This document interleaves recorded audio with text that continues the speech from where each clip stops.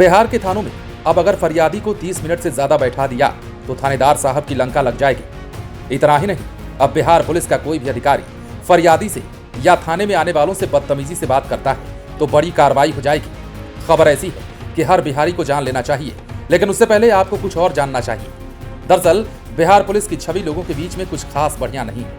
लोगों के बीच पुलिस के खिलाफ रोष की कई तस्वीरें आप देख चुके हैं और किस प्रकार लोगों के जहन में पुलिस की छवि है वो भी आप जानते हैं। ये और बात है कि पुलिस लोगों के बीच अपनी इमेज को बेहतर बनाने पर लगातार काम कर रही है, लेकिन आज के परिवेश में भी बिहार के लोग थाने में जाने से डरते हैं। पुलिस स्टेशन के भीतर उनसे पूछताछ और बात करने की शैली शायद एक कारण है, लेकिन इसके अलावा भी कई मुख्य वजहें और भी हैं। थाने में यदि कोई व्यक्ति आवेदन लेकर आता है तो उसे तत्काल पावती यानी कि रिसीविंग दी जानी चाहिए।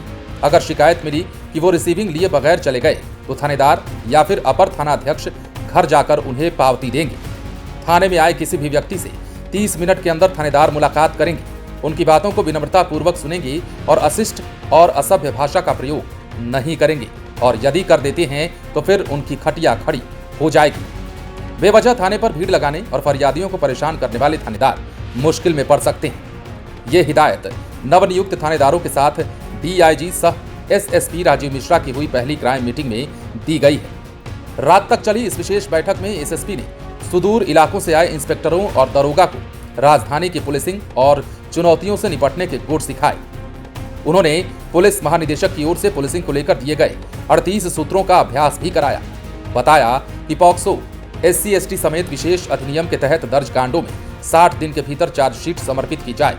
इसके अलावा रात्रि गश्ती में तेजी लाई जाए। शिकायतों पर बिना देरी किए तुरंत ही कार्रवाई करने का भी इस बैठक में निर्देश दिया गया है।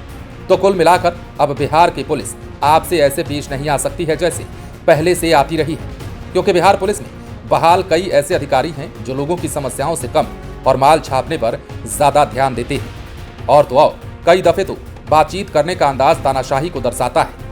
ऐसे तमाम कारण हैं जिन्होंने पुलिस की छवि को लोगों के जहन में धूमिल कर रखा है। पर अब अच्छी और बड़ी बात यह है कि इन सभी मुश्किलों से लोगों को निजात दिलाने के लिए सरकार ने कारगर कदम उठाया है और बिहार पुलिसिंग को बेहतर करने की दिशा में एक और बेहतर स्टेप पुलिस के द्वारा लिया गया है। वैसे भी बिहार पुलिस की जब चर्चा होती है तो बिहार पुलिस के कई कारनामे एक के बाद एक सामने आने लगते हैं। यूं तो बेहतर पुलिसिंग सिस्टम बहाल किया जा रहा है। डीजीपी RS भट्टी लगातार पुलिसिंग को सुदृढ़ करने में जुटे हुए हैं। बावजूद इसके बिहार पुलिस की छवि लोगों के बीच उस तरीके की नहीं बन पाई है जिस तरीके की होनी चाहिए। पुलिस और पब्लिक के बीच जो समन्वय स्थापित होना चाहिए उस पर बार बार डीजीपी RS भट्टी भी जोर देते रहे हैं और बिहार के तमाम बड़े बड़े अधिकारियों से लेकर छोटे छोटे अधिकारियों तक को ये समझाते रहे हैं कि लोगों के बीच में आपकी इमेज कैसी होनी चाहिए और लोगों के बीच में आपको कैसे बर्ताव करना चाहिए।